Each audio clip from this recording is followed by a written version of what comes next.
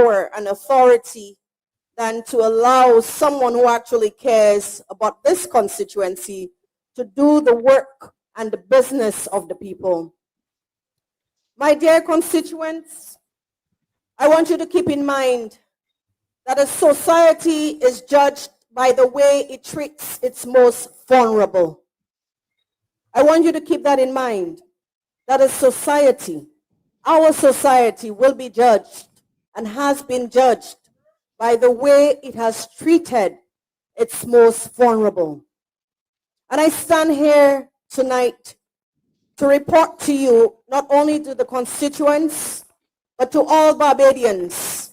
And I will reiterate that this government, that the Barbados Labour Party has neglected this constituency. And I am not saying that out of my passion.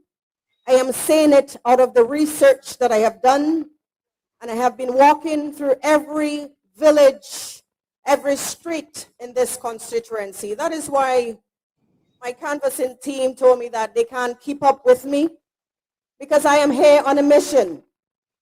I am not here to bring you promises, because a promise is what? A comfort to a fool. And we're not fools.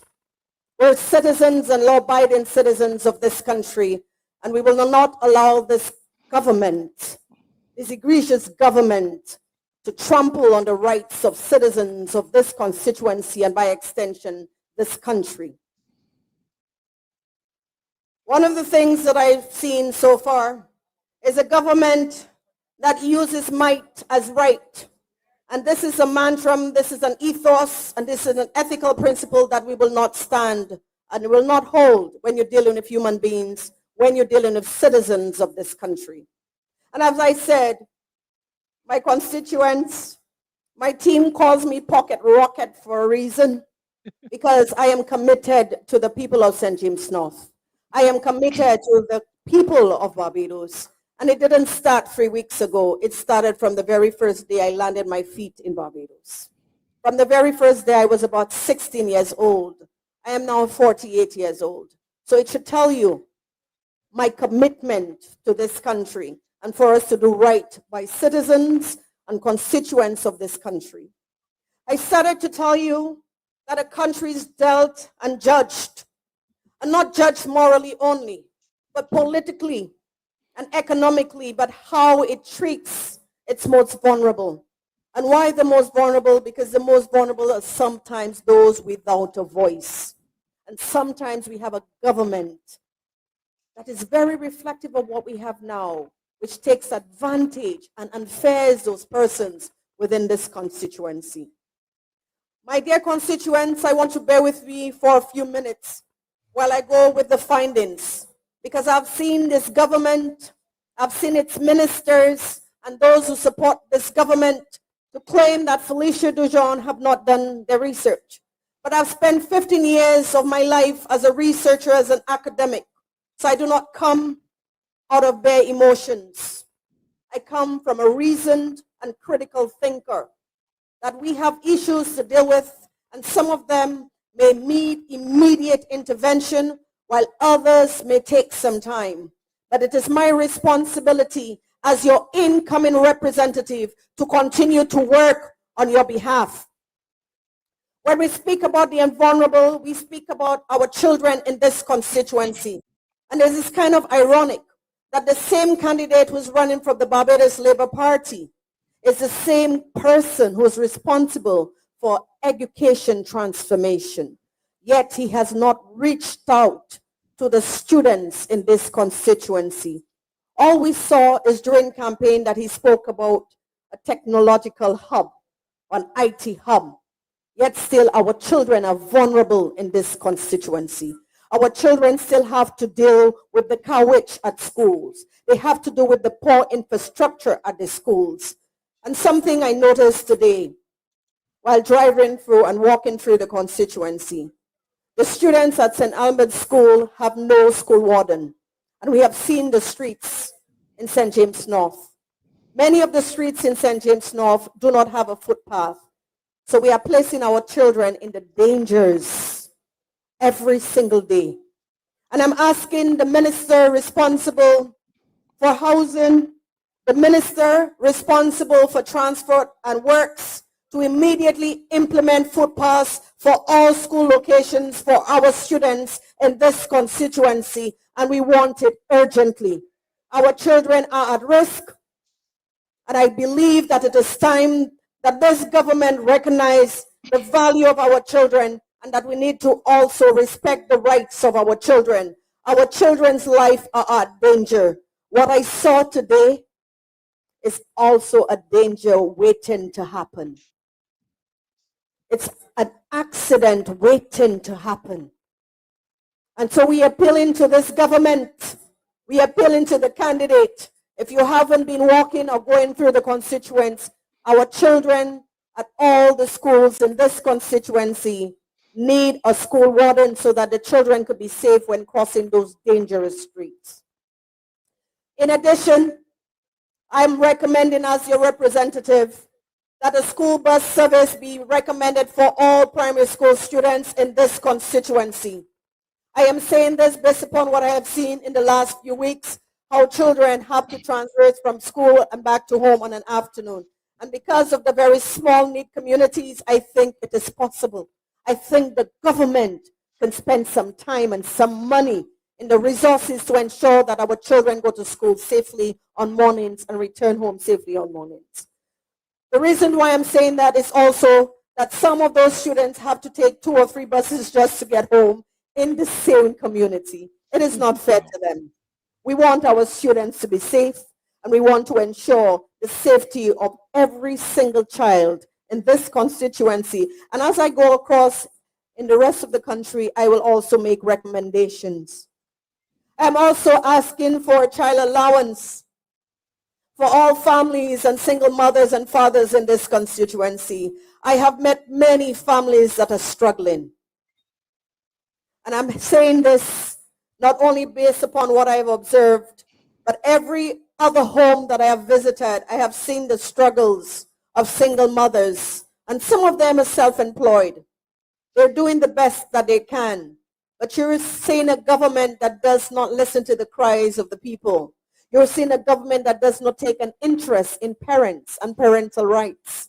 They tell us that we want us to do well and nurture our children and also have more children and to increase the population. But this government does not believe or even know that you have to feed them. You have to nurture them to get to where they are. So the families, the single mothers and fathers, they need that allowance, that child allowance, that subsidy. And I'm appealing to the government. I am appealing to the Prime Minister. If you can hear me this evening, I am appealing on behalf of single mothers and single fathers in this constituency. If your candidate haven't spoken about them, I am appealing to you as a mother to intervene on their matters, ma'am. They need your support. They need the help. They need the intervention. I have met some families where children cannot go to school because parents cannot afford to send them to school.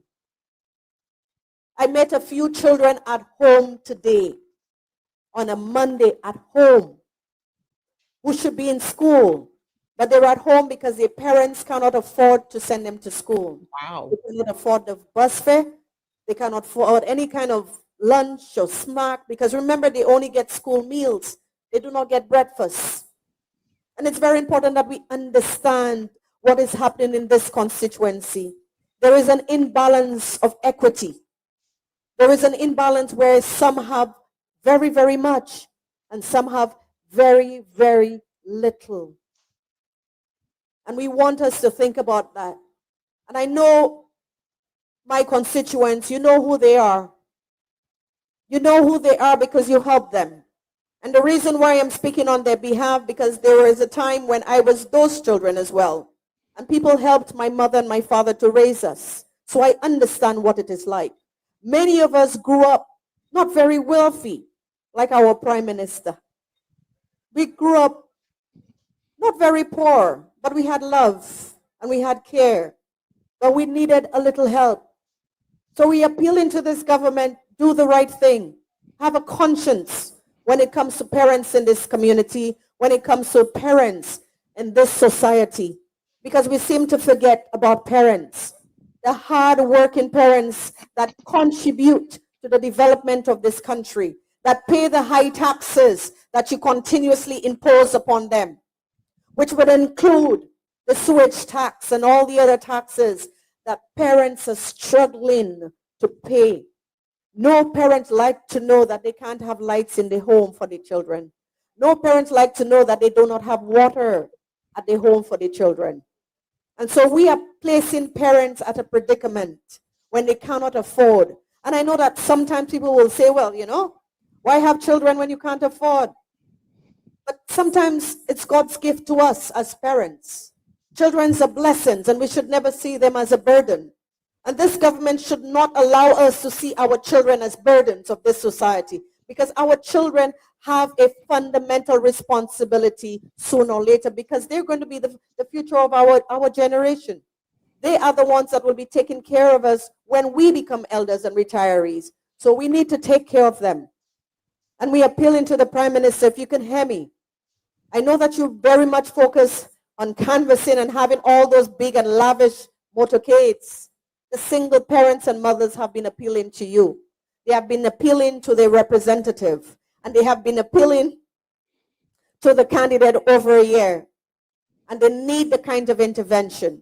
As I said before, I am here this evening to report to this government, after being 3 weeks in this constituency in St. James North, to let you know that these are the problems that you may have known about and pretended that you did not know, and pretended that when you're doing the budget that you can allocate a little something for the single parents and single fathers. I say single parents, mothers and fathers, because we do have single fathers in this constituency. I have met them, and they're hardworking gentlemen that are trying to do their best for their children. I see them taking their children to school and back, making sure they have their lunches. I have been in this constituency every single day. I have not moved, and I do not plan to move. I can only be removed when you decide that, Felicia, we no longer want you around. But I will continue to work on your behalf, because this is my responsibility, and it is a commitment I have made to myself and to my party. In terms of recreational activities for children, I believe that we need more play parks for our children. Well, I was in Reservoir Road. I saw some children on what do you call these things when they stand on it and they skate through? The skateboards. And they were skating down the street. And I said, our children need places that they need to be safe, because sometimes children do not realize the dangers that they may be in. And so I believe that as a representative, these are some of the things I'll advocate for. I know that there are some play parks in West Stanford and other places, and so I will be working on that in terms of that, ensure that there is one in every little community. We can, if it doesn't have to be a very large play park, but our children need recreation. On Stanford, Reservoir Road, Yearwood Road, we need those areas for our children. Upper Carlton, we have children in this community, and as much as we say our children are on the devices, we also want them to be in an environment that they can go out and play. Our children need to go out and play and interact with each other. That is how they grow. If they stay at home on the devices, they will not know the neighbor's child. They will not know how to interact and grow with them. And it is important that they build those relationships with the neighbors. And I think this is what play parks do for children. So we need to work on that as well. In addition, I am hoping to also implement other programs, including swimming classes and life skills for our young children in this constituency. I believe that those life skills have paramount development for every child. And I've already secured a place for these women, and also a retired lifeguard who has committed himself to teach our children to swim in this constituency. So I have been working on your behalf. I've been ensuring that this is done. And we will begin with the schools, and then we will come out to the constituents, so that every child in this constituency can not only learn to swim, but also learn about water safety, and which is very important because they're very close to the ocean.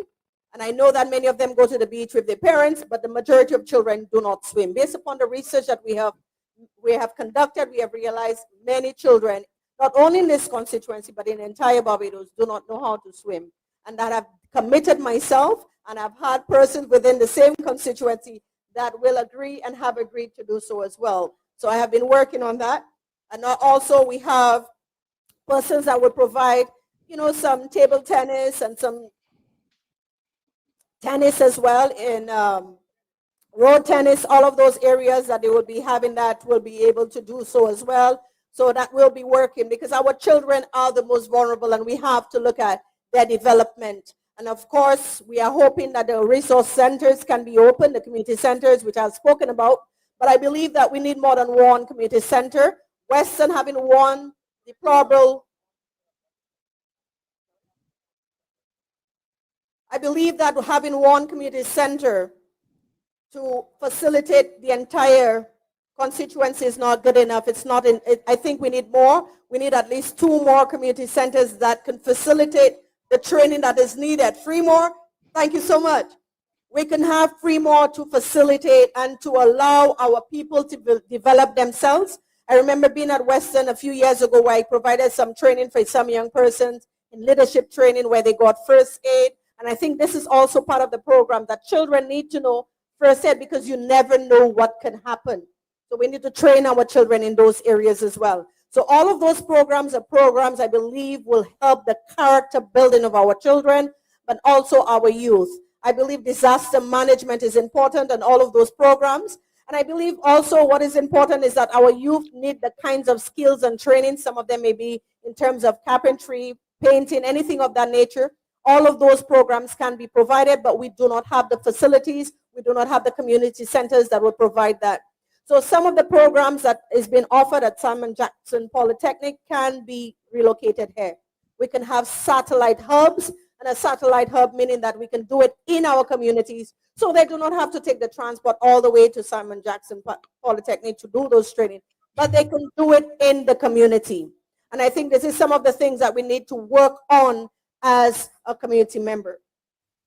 The other factor, the other vulnerable that we have spoken, and I have spoken quite a lot and number of on that, is the elderly.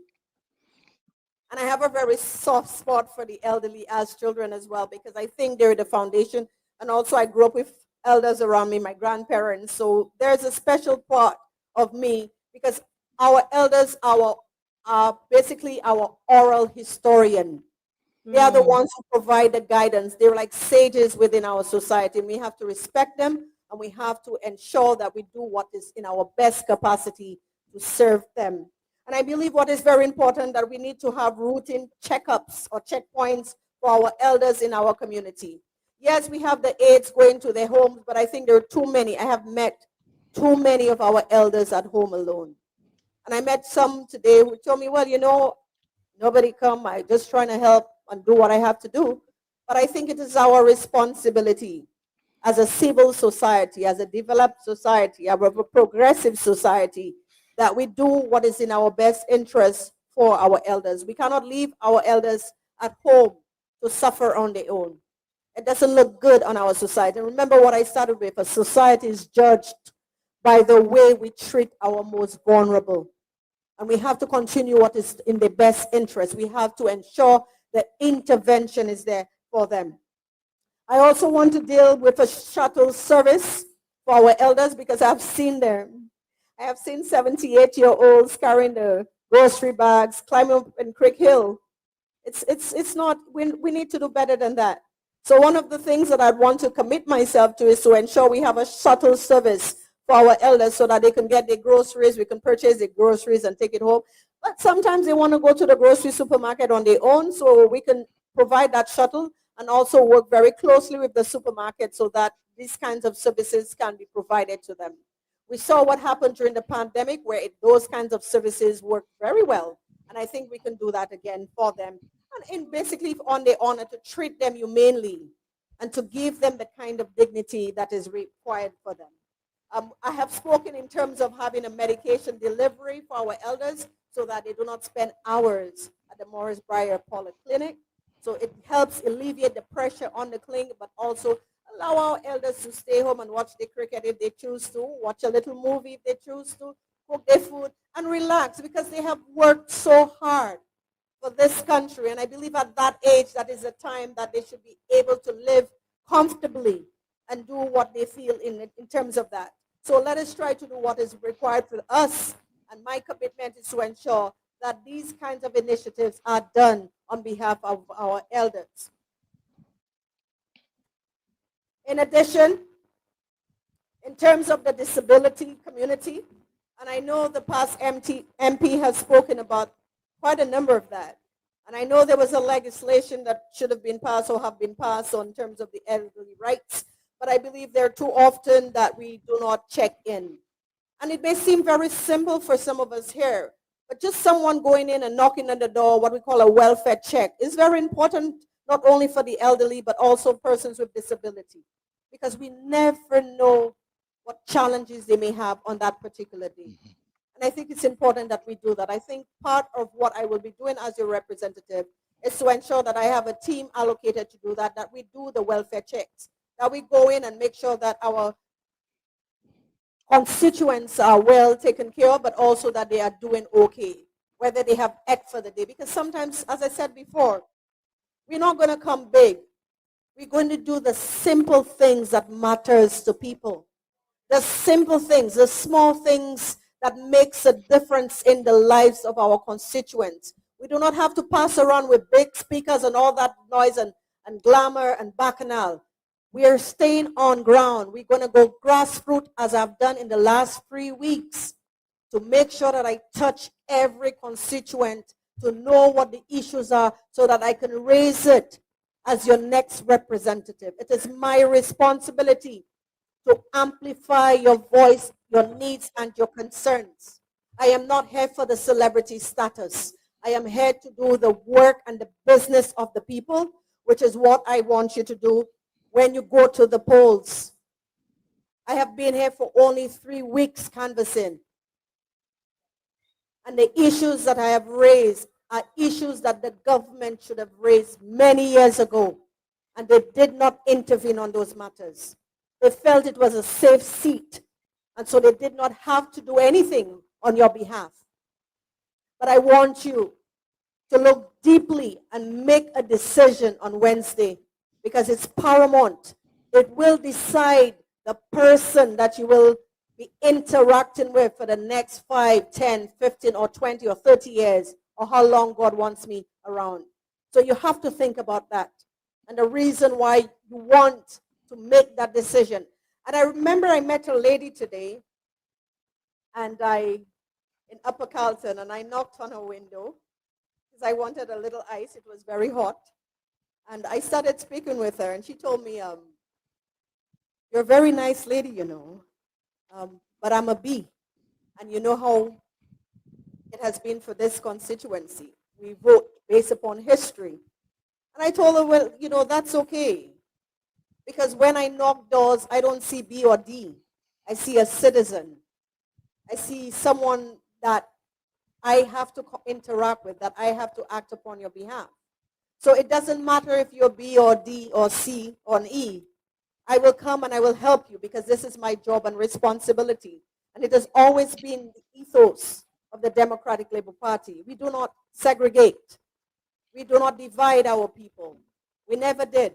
And that is one of the reasons why I continue to work as hard as I can, even though that I know that the majority of persons here have voted for the Barbados Labour Party. I will still act upon your behalf. I will still fight for your rights. I will still challenge the government that you voted for so that they know that you deserve to be heard, you deserve to be seen, and you deserve that your matters are addressed and it's not ignored. And it's only around this time they want to come and pave up the roads, not pave, but patch up the roads and give you another false promises at 400 lights. They have left your constituency in the dark. They have left your constituency in the dark for 35 years. And these are the reasons why I think at this point, this by-election is not about the party. This by-election is about you. And what do you want to achieve in the next few years? In addition, I will speak in terms of parents. And I think many times we do not forget why it's important to look at parents, because parents are God-given sacred rights in this society. And I remember a few years ago, I had to fight this government for parental rights when they tried to pass the Child Justice Bill that would have eroded parental rights. And I did it not only because for B's or D's, I did it because it was the right thing to do, because the government was trying to sneak in laws that would erode or diminish your parental rights. Yet they tell us that we need to increase the population of this country. But forget that you need parents. You need to support parents. And I believe it's very important to do the same kinds of wellness check-ins for parents when they're at home to ensure that the mental capacity and mental health of parents is adequate and sufficient and it's well. I met some parents today that stayed home because they said, it's just too much for me. I sent my children to school this morning, but I just stayed home because it's too much for me. The bills are coming. My husband is the only one working, and it's just too much. And this lady told me, well, her husband called and said, what is for dinner? And she said, I don't even know. And we have to understand the impact of the economic crisis in this country and the impact that it has on mental health of our constituents. Not everyone that smiles is good. And we have to understand that we do not know the crisis that people are going through behind closed doors. And that is why I'm saying I'm thankful for them allowing me to come into that space and sharing the most intimate concerns that they've had and the ability to trust me with it. Because it's very difficult for a mother or father to come and say, I don't know how I'll be able to send my children to school. I don't know how I'll be able to pay the water bill or the light bill. It's very difficult for them. But then we have a government that is wasting the taxpayers' monies and not considering the most vulnerable in this society. And this is where I stand, and I will continue to stand on your behalf. Because one of the things about Felicia Dujon is that I do not fear them. There's nothing about them to fear. But what I can say is not only that I'm disappointed in this government, is that I know that at one day they will have to stand judgment. And they will stand judgment on Wednesday. That is the time that you have the opportunity to judge them by how they have treated not only yourself, but the most vulnerable in this constituency. So parents, I'm hoping that this government has a good conscience, that the child allowance for parents, for single parents that is given, because it will ease some of the burden. As a parent myself, I understand it is not easy as a parent. It is not easy to go to the supermarket and you buy a few things and you have to put some back. It is not easy when you have more than one children and you have to say, well, you go to school today and your sister go tomorrow because I can't afford to send all of you today. These are lived realities in our constituency, in this country. And we have a governor of the central bank is telling us that things are bountiful in this country. Where is it bountiful, sir? The only place I think it's bountiful for him is the ballroom dancing. That's the only place, because they all seem joyful and they don't realize the struggles that people are going through. In addition, we believe that more training can be done for parents, providing in terms of the intervention, parental intervention, so that parents know the kinds of guidance that is needed for them, so that they know exactly how to treat their children. 1 second.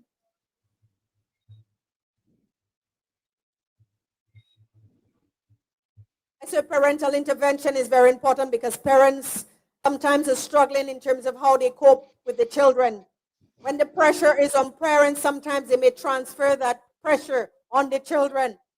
And we know that the child may be asking for all of those snacks and you can't afford the snacks.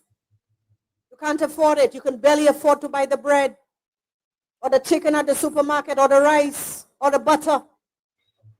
So these are serious issues, the bread and butter issues that we need to see, that our people deserve better, and the inequalities that exist in this constituency that I have continued to see. So while we see all these high-rise villas and they spend all that money in those villas, you have your next door neighbor not being able to send their child to school or have to pick what meals that the child will have or their family will have. Those inequalities is what we speak of this government.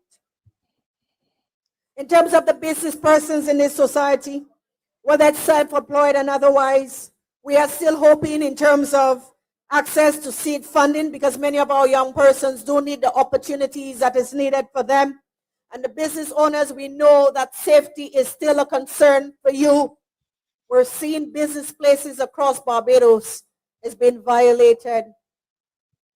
Stores, business owners are concerned about crime, and not only in a wider perspective, but also into the constituency as well.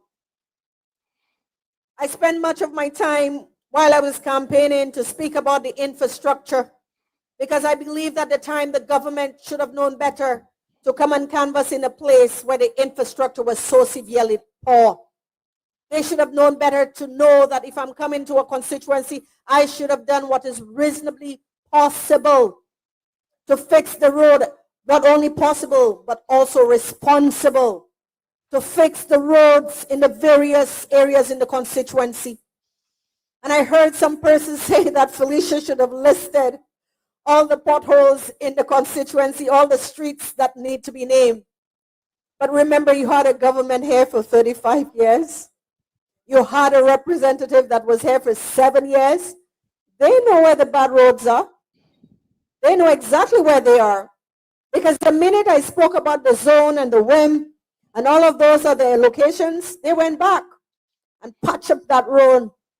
But look at how God works. In 2 days with all the heavy rain, you should see the state of that road, how deplorable it has been, trying to fool the people and deceive them. This is a deceitful government. This is a government we could no longer trust. This is a government you have given your trust for 35 years, and I think you know that. You cannot trust them anymore. You cannot trust this government because we have seen all of the facets.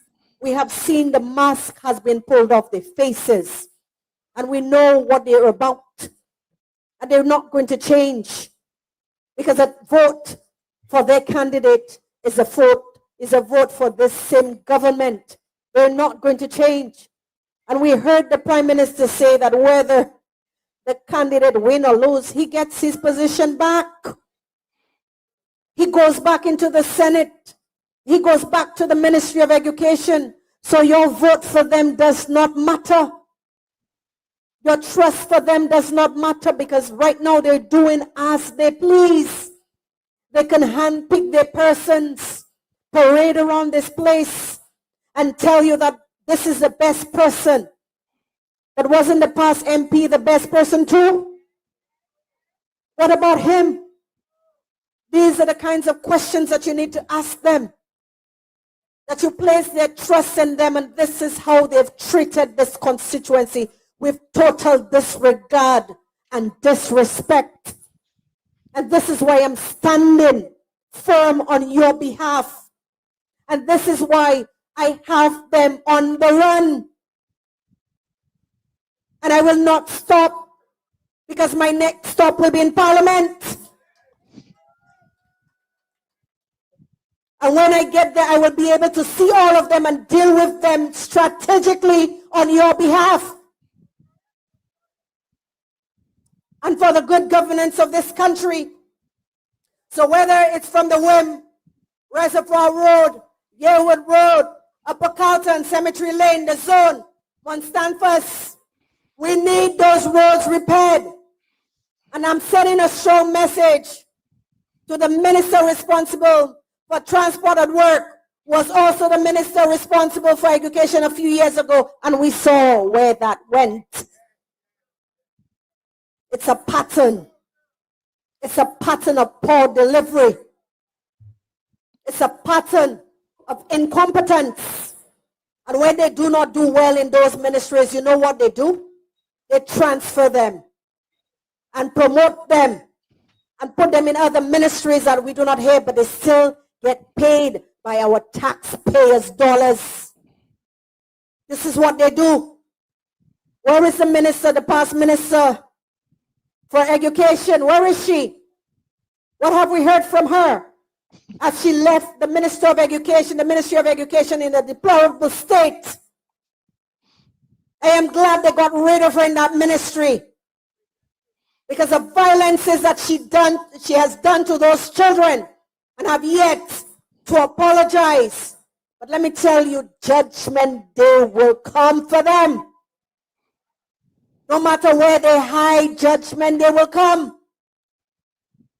Because you violated the rights of the innocence of children of this country with the IDB survey, with the Springer Memorial, the outrageous, despicable intervention that you attempted to do, and the deplorable states of our schools, and the disrespect to our teachers, while budget allocation was over $600 million. And then you set up a unit for education transformation to dismantle an education system that has brought every Barbadian where they are today, including myself. Had it not been for Errol Barrow, I would not be where I am today. And I know it's hard to believe that. But it's because of Errol Barrow's vision that a young woman who was born in Soufrière St. Lucia was able to come to the Cable University of the West Indies, Cable, to complete her studies. It was because of his vision that young persons across the Caribbean can come and develop ourselves and do the kind of development for ourselves and our country and countries. Wow. Because of his vision.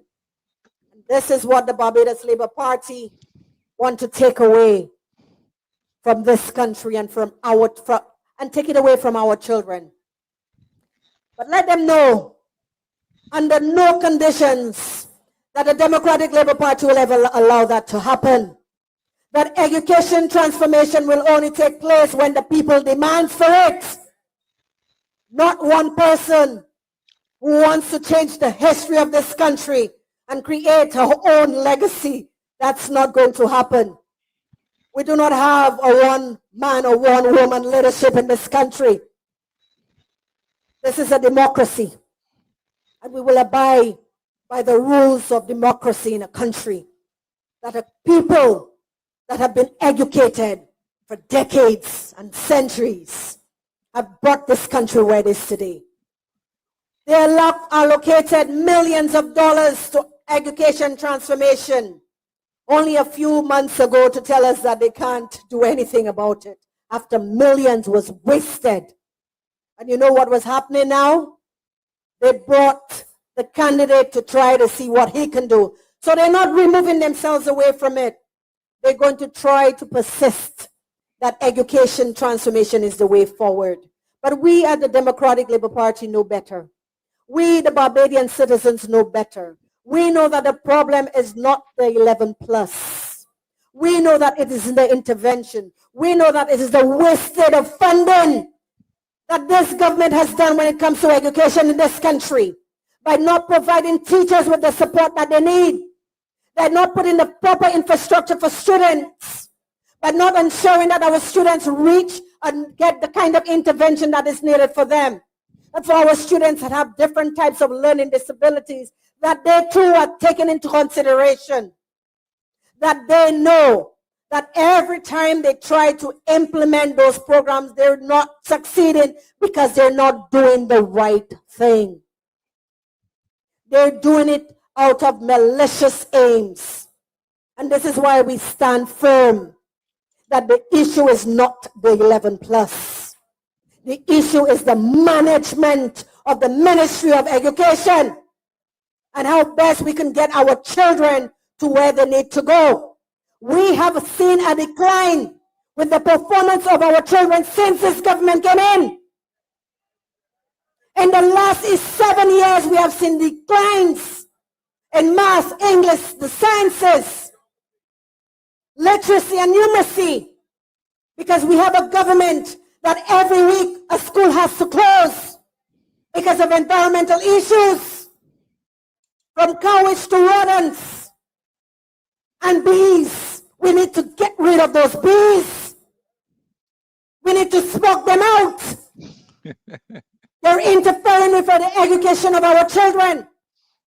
And I have to tell you that if you study the research, and we have a political analyst, and I need to say that, and I need to send him a strong message, that we have a political analyst that speaks on behalf of this government only, and he's biased in his judgment. The research should not be biased, it should be objective, not subjective. And you know that you have done research on the education of this country. And you know that you have done research to show that after 7 years that our children have continued to fail under this government. And you have said nothing and remained silent. But you will come and say that Felicia Dujon does not have a chance. Let me make you understand something. Not you alone, but everyone who supports those erroneous claims that you make, those subjective claims that you make, that Felicia Dujon will not stand a chance only by your beliefs, but I will stand a chance by the people of Barbados and the people of St. James North. They will determine my fate and God, not you. We have seen that how many of our youth for the past 7 years that they have not completed high school, they have not completed secondary school, and the increase of high school dropout is increasing. And we're not saying a word about this. The Ministry of Education is not putting out the data that our children are dropping out from school one by one. They're not taking the kind of levels, the numbers of CXCs that they used to before. We do not need the international agencies to tell us that. We do not need UNICEF. We do not need the World Bank to tell us that our children are failing. We can see it. We can see it every day when we open our newspapers and see our young men being incarcerated for violent crimes. These are the consequences of a poor government. A government that is not people-centered. A government that does not take education in this country seriously.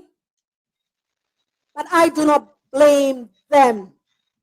And we should not blame them. You know why? Look at who our Prime Minister is. Remember, she was the same minister responsible for education. Look at the track record. Look at the track record as compared to the Democratic Labour Party track record dealing with education. They can say all what they want to say, but in no time in our history that we needed 4 or 5 ministers of education within 1 term or 2 terms under this government. Now we have 2 or 3 ministers of education, and they still cannot get it right.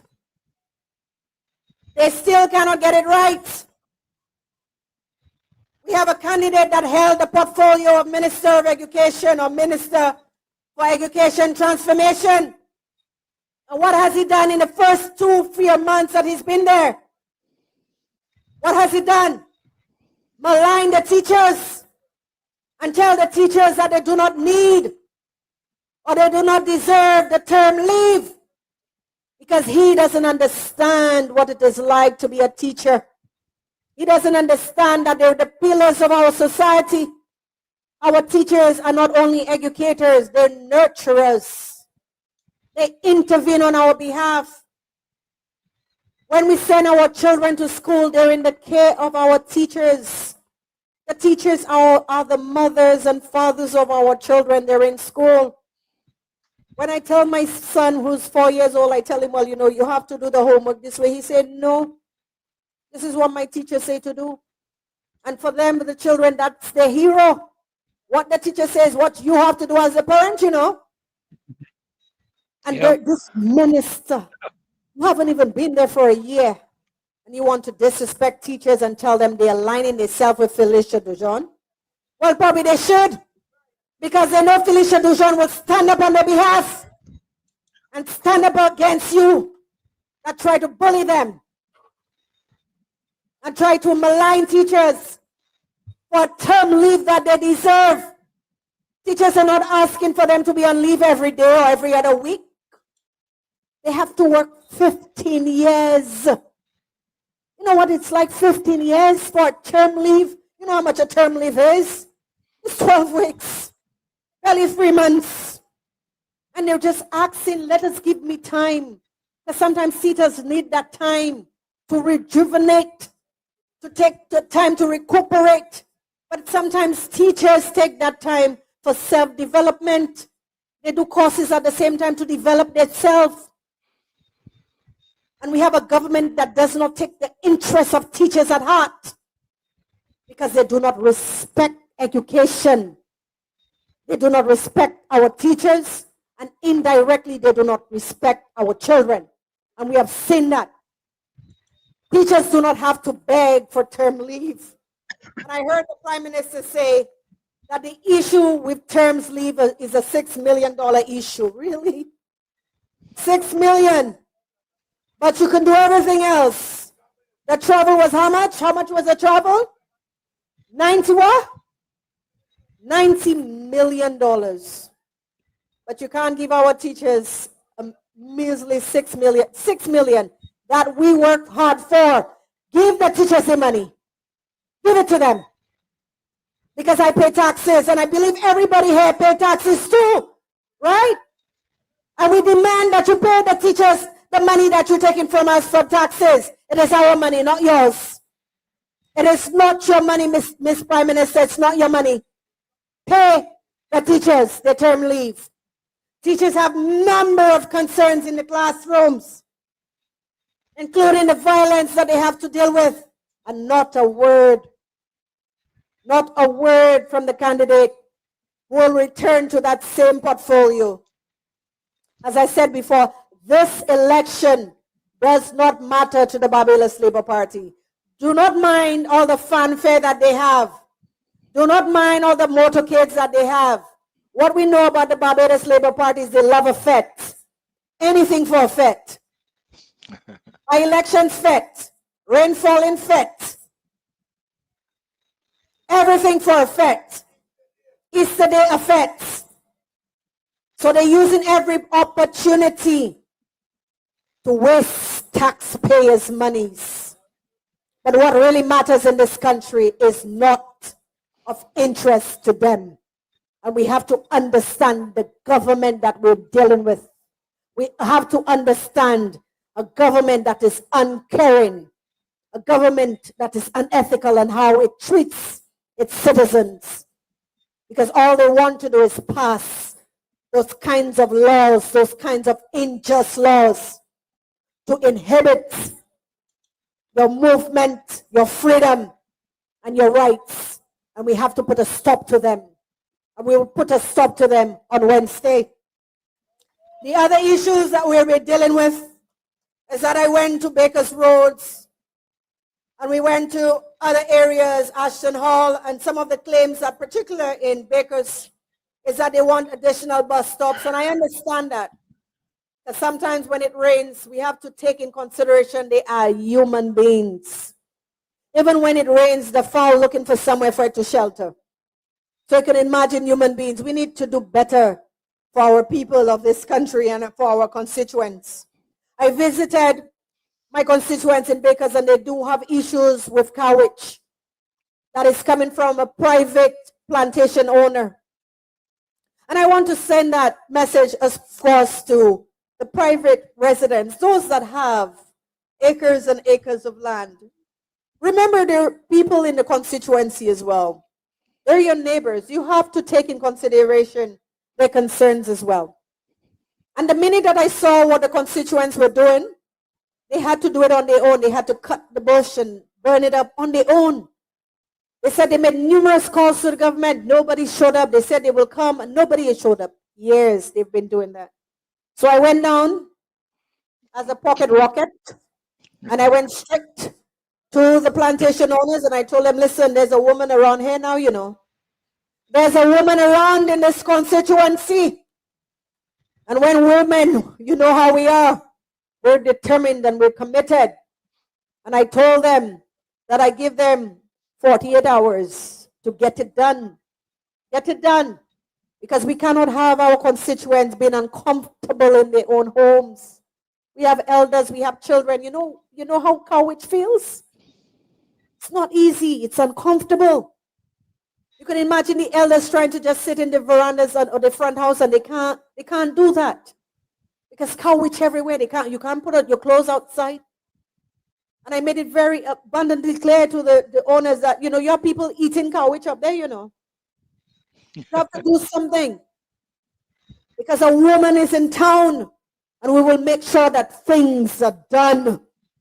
Things are done in this constituency, and I will stand up on your behalf. In terms of housing, for the past few weeks, some of the things that I've been doing is that every village that I pass through, I have my little notebook. I'd make a note of all the abandoned and unoccupied homes. And there are hundreds. There are quite a number of them. And we were appealing to the housing authority that rather than take our taxpayers' money and pollute it in places that it should not go, that you start looking at the houses and let's see how we can get families into those homes. Families need homes. They are desperately asking for homes. I went to a family home today, and it was a day that what we'd call a defining moment. It's a moment that changed your perspective. Because while I've been in the constituency for 3 weeks and trying to work with and speak with the people, because what you're building is building trust. It's very difficult to build trust after 7 years or 35 years with people that have violated your trust. So I had a very uphill to get people to give me an opportunity, give me a try, and judge me by what you see. Judge me by what you hear about me. And today we were walking up Upper Carlton, and we saw this house because, as I said before, I do not go in air-conditioned vehicles.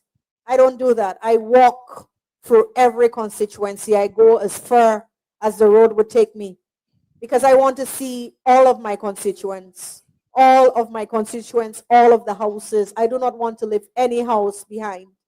And for those that I haven't seen, I hope God gives me the extra strength to see you. But I have touched so many houses that if you had a tracker, you would see. But today I went into a house which was my last house on Upper Carlton. And I walked in, and for some reason, because I have dogs, I know how to be aware about the location and environment, so you become very alert. You use your senses and you see what's going on. And for some reason, my comrade was with me. And he was outside, and then a little boy who should be in school came out with his winter boots. I don't know, he had a very cute winter boots. He came around and he said, hello. And I asked if an adult is in the house. And for some reason, a dog came from nowhere. I never saw the dog, but I knew a dog was there because all I saw my comrade do is pelt right through the main road. Someone in the house said, come in. And this lady, she took me exactly into her room, unclothed. I have to share that. She just grabbed me and put me in the room. And while I was there, she just ensured that everything was calm. And it was that moment I realized that God is telling me something. That not only that I have to gain the trust of my constituents, but I also have to trust you. I have to trust that when I work on your behalf, that you are willing to work on your behalf as well. That we are going to work together.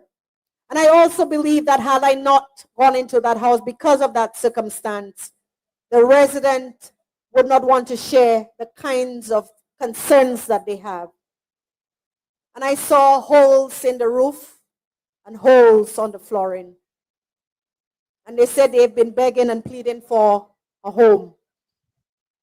And I think, based upon what I've seen, it's probably one of the most immediate house that we need to intervene on. The conditions were not a conditions that I would want to put any child in. And she showed me some documents that they have been trying. So it's sometimes false claims when people are saying that the constituents are not asking for they have been.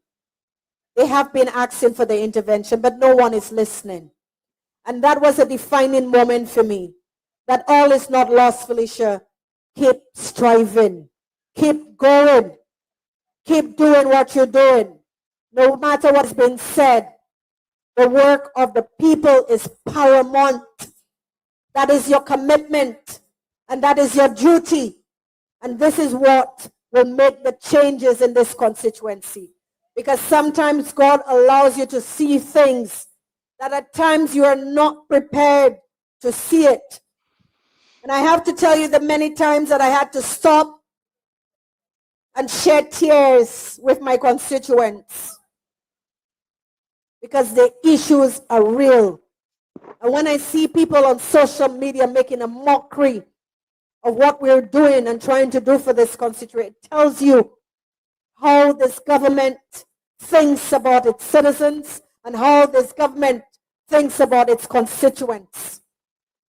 I had to intervene on 2 occasions dealing with 2 family members by just being there. One of the constituents need water. The other constituent had access to water. They used to share the water. They're no longer sharing the water. And I had to intervene. Find it in your heart to forgive. Find it in your heart to do well and to do good to the other neighbor, to your friend, to your family member, because we do not know how long we're here. We do not know why God put us in the position to help another. So a representative is not only about checking on your roads or your lights, but to provide guidance, wisdom, to provide guidance and wisdom and intervention. I was walking with my comrade a few days last week, and I decided I'm not only touching the homes. Let me go down on the beach. Let me see what is happening with the people that work on the beach and the interactions, because all of that is important to me. And while we're walking up, 2 brothers were at it. 2 brothers ready to shed blood.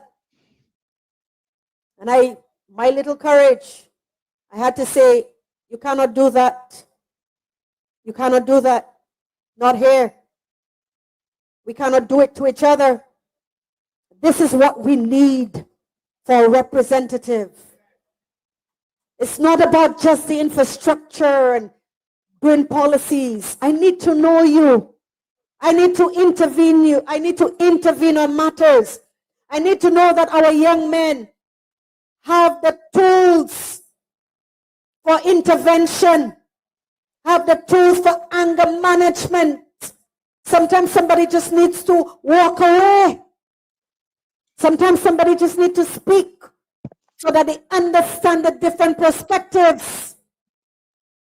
But then you have people that support this government that is always trying to display division and not understand that the youth is observing.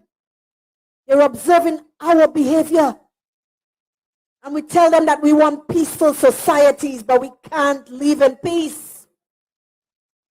We always have to look at the other and try to tie and pull them down and destroy them.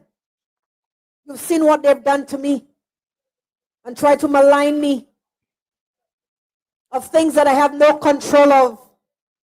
My place of birth, my accent, and everything else that does not matter to the people's business. But this government, as I said before, they're not concerned about any of the issues. And I'm sorry if I'm pulling you, but as I said before, I am reporting to you. After 3 weeks here, I am reporting to you so that you know I have been doing my work. I have been doing my work. In terms of the health care, we have seen what the Minister of Health in this country, they do not care about health. They do not care about the pillars of the society. They don't care about health. They don't care about agriculture. They don't care about education. And I've advocated to have a 24-hour delivery at the Morris Barres Polyclinic that would alleviate some of the concerns that you have in terms of health care. We are advocating again for dental services at the Morris Barres Polyclinic because it's important. It is a centralized medical institute, a centralized center. So that person within this constituency as well as St. Joseph has to come to that clinic. And we also requesting that the clinic also opens on a evening time so that persons do not fluctuate during the daytime. So if it's 24 hours, the pressure can be alleviated and that more services can be done. And I'm also requesting and advocating that the St. Joseph Hospital be reopened. It's about time. If we are serious about healthcare in this country, it's about time it's reopened. We have one hospital that is on the brim of collapse, if it's not collapses yet.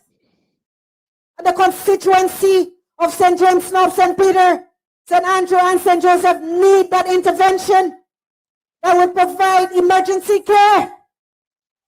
Can you imagine something happening to us now, God forbid? How far that we have to travel to get to the Queen Elizabeth Hospital?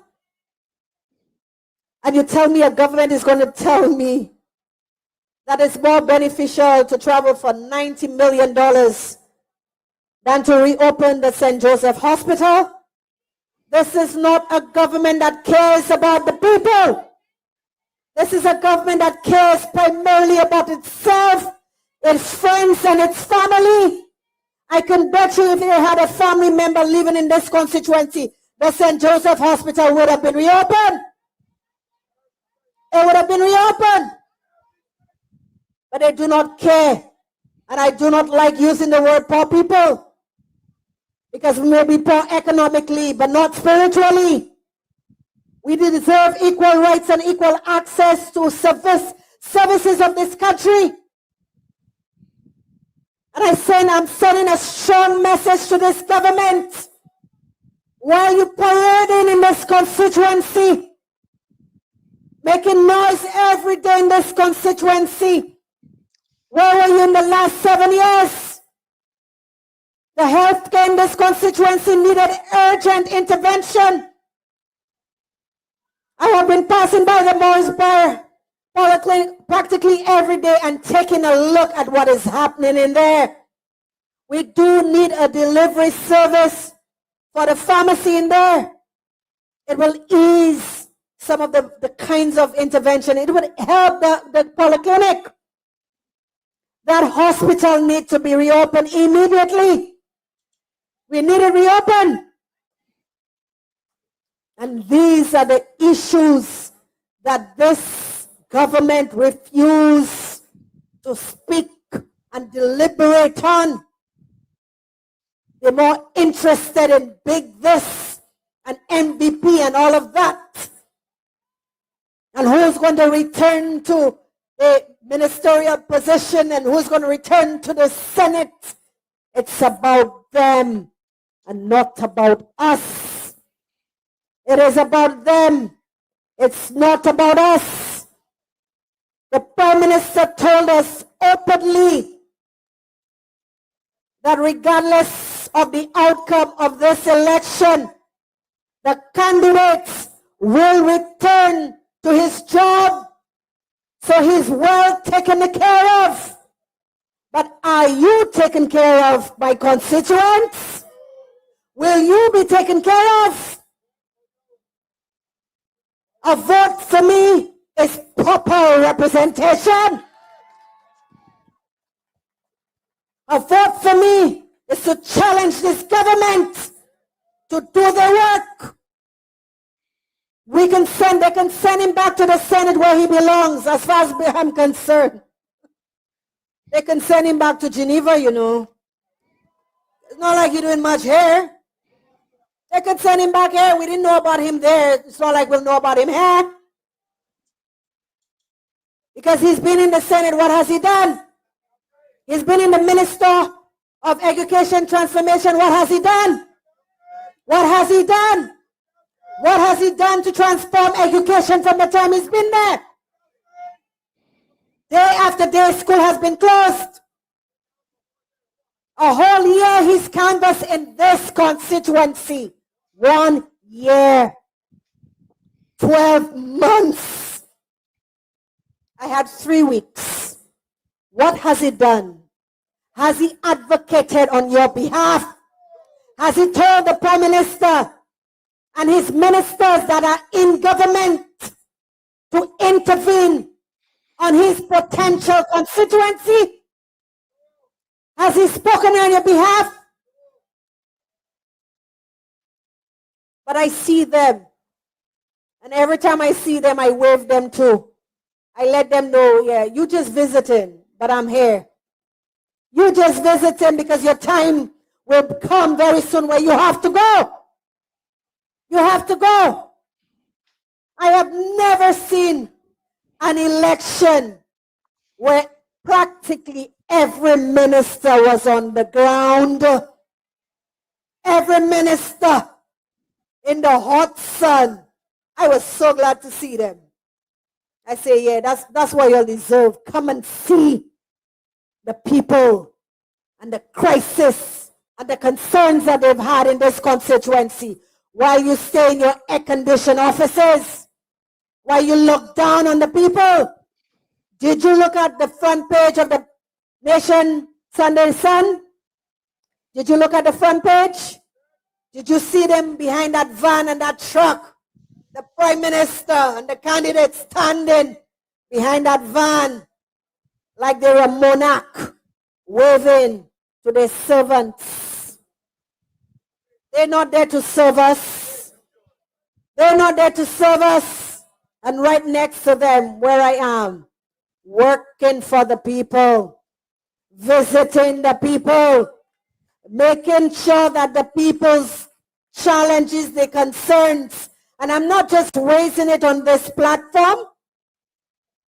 I didn't just raise it on this platform. Every concern that has been raised to me, some of them have already been addressed. Some of them, the majority of them, have already been addressed because I go and intervene and do my work immediately. You have concerns about the intervention in your homes, I am helping you right there and then. I am not waiting. I am not waiting because I don't know if tomorrow is promised. I do not know if tomorrow is promised. But while I'm here, I will continue to work on your behalf. I will do the little I can and as hard as I can. I will not stop working because this job is not about Felicia Dujon. This job is about you. This job is about you hiring me to do your work. And I heard on Blackstack that somebody need to call and say how much about my CV and my resume and what I've done. I am a humble woman. I am a simple woman. Because when I work, I come to work in humility. I am no greater than you are. You have brought me into this constituency. You've taken care of me. You've taken care of my brother and his mother. And you have continued to be hardworking, loving, decent, kind constituents.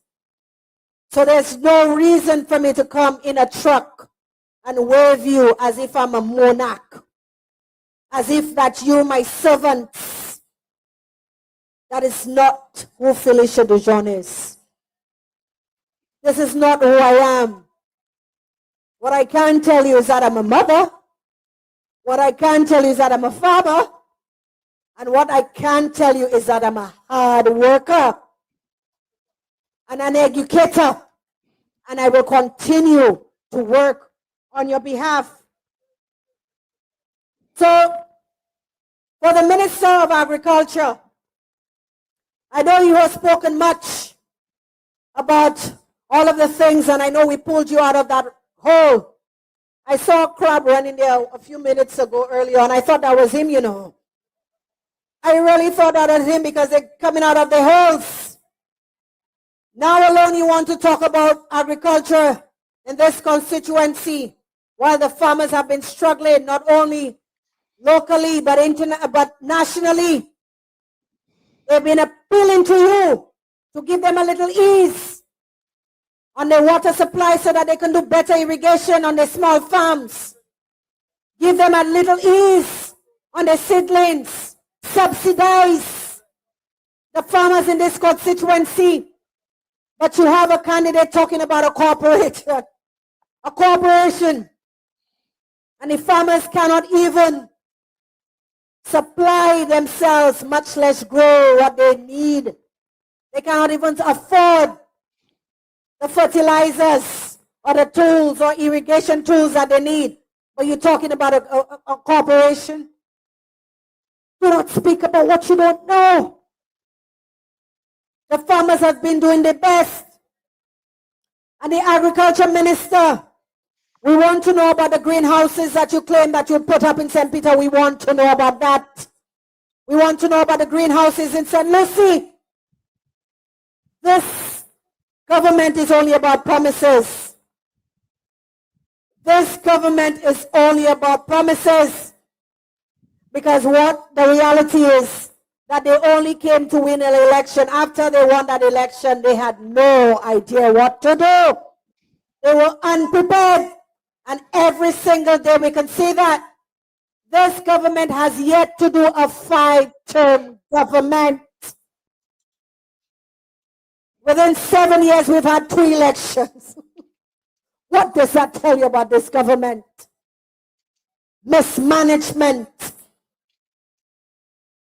They do not know what they're doing. We can see it in education. Every year we hear the same story, education reform. 11 plus will be abandoned. The teachers that need to be appointed have not been appointed. The term leave have not been given to teachers. The outstanding allowances have not been given to teachers. The environmental challenges have not been done. The outstanding contracts for temporary teachers have not been done. The replacement of teachers on leave have not been done, constituents. So your children are going to school and you have no idea that the minister and Ministry of Education are not doing their jobs. But I saw them on the news talking about AI and AI development. But they can't take seriously the business of the people, the business of our children. This is a government that does not care not only about our children, they do not care about the most vulnerable, most fragile citizens of this country, our youth, our elderly, the disabled, and single mothers and fathers in this constituency. My dear constituents, as I've said to you before, I want you to observe what is happening. I want you to observe the kind of government that you have lived with for the last 35 years and 7 years under the past MP. I want to observe the government that keeps telling you that they will come, I will come, I will come, and never show up on your behalf. But I will show up for you. I will ensure that I'm there for you. Rain, sunshine, or snow, I will be there for you. I want you to observe how quickly those ministers in all those ministries, how quickly they got here, how quickly it was for them to come into the constituency when they knew they needed lights, when they knew they needed better roads, when they knew that our children needed the attention that they needed. The children need safer roads. They need a school warden. That is important. They need the minister responsible for health. What is happening with the polyclinic? We need that hospital, the St. Joseph Hospital. We need it urgently. So while they were walking and parading with their candidates, you can see the candidate in the front and everybody have a big placard and bacchanal, and they're right behind them. All these ministers that have ignored your calls for the last 7 years and now coming back to tell you, give me the vote and watch me. Give me the vote and watch me. But you know what you're going to tell them? I will give Felicia Dujon and watch her. I will give Felicia Dujon that vote and watch her. Because they know, deep down they know. Because I heard even on Black Sacks today, they say, you know, Felicia Dujon does not stand a chance. But what they're also saying to you indirectly is that you do not stand a chance. But we will show them on Wednesday, bright and early. Don't stay out late. After the 7 o'clock news and after we do our last meeting on Wednesday, go to bed. Because Wednesday, bright and early, we'll be marching to that polling station. And that's when we're going to tell them, watch us. Watch us because we deserve better. We deserve better representation in this constituency. And this is what I will give you when you vote for Felicia Dujon on Wednesday, the 21st. Good night, my constituents. I love you and I'm committed to the cause.